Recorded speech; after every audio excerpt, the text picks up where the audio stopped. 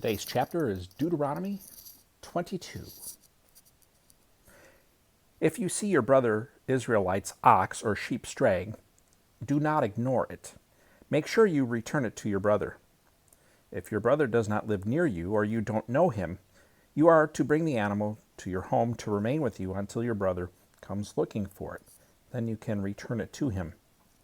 Do the same for his donkey, his garment, or anything your brother has lost and you have found. You must not ignore it. If you see your brother's donkey or ox fallen down on the road, do not ignore it. Help him lift it up. A woman is not to wear male clothing, and a man is not to put on a woman's garment. For everyone who does these things is detestable to the Lord your God. If you come across a bird's nest with chicks or eggs, either in a tree or on the ground along the road, and the mother is sitting on the chicks or eggs, do not take the mother along with the young. You may take the young for yourself, but be sure to let the mother go free, so that you may prosper and live long. If you build a new house, make a railing around your roof, so that you don't bring blood guilt on your house if someone falls from it. Do not plant your vineyard with two types of seed. Otherwise, the entire harvest, both the crop you plant and the produce of the vineyard, will be defiled.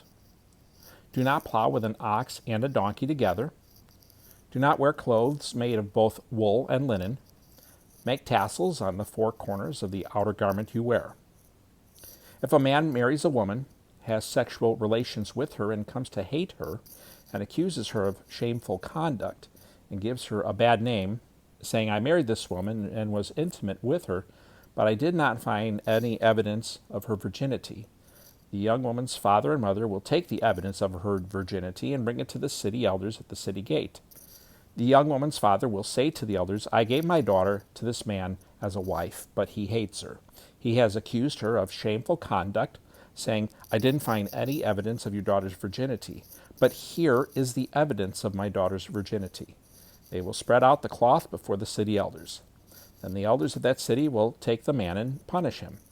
They will also fine him 100 silver shekels and give them to the young woman's father, because that man gave an Israelite virgin a bad name. She will remain his wife. He cannot divorce her as long as he lives. But if this accusation is true, and no evidence of the young woman's virginity is found, they will bring the woman to the door of her father's house, and the men of her city will stone her to death. For she has committed an outrage in Israel by being promiscuous while living in her father's house. You must purge the evil from you. If a man is discovered having sexual relations with another man's wife, both the man who had sex with the woman and the woman must die. You must purge the evil from Israel. If there is a young virgin who is a virgin engaged to a man, and another man encounters her in the city and sleeps with her, take the two of them out to the gate of that city and stone them to death. The young woman, because she did not cry out in the city, and the man, because he has violated his neighbor's fiancée. You must purge the evil from you. But if the man encounters an engaged woman in the open country, and he seizes her and rapes her, only the man who raped her must die. Do nothing to the young woman, because she is not guilty of an offense deserving death. This case is just like one in which a man attacks his neighbor and murders him. When he found her in the field, the engaged woman cried out, but there was no one to rescue her.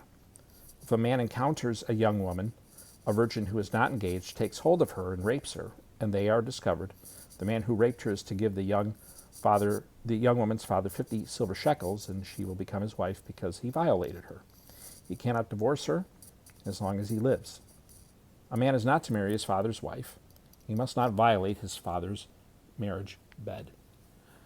Deuteronomy 22, like Deuteronomy 21, some passages in there that just are rough for us in our age and our time to listen to, and they seem a little awkward to us. There are books, again, that address these issues, but, we're not doing a commentary on everything on here. In fact, again, I do very little commentary. But answers are out there, and you can pursue them, and maybe one day I'll either start doing some of that kind of material on here, or maybe I'll create a separate channel, although creating a separate channel has its own issues. It's hard enough to build a following up on one channel, nevertheless, than creating a second one and having that happen. But who knows? Who knows what we'll see, what the future will bring. Anyway, I hope you have a wonderful day, and I hope to see you tomorrow.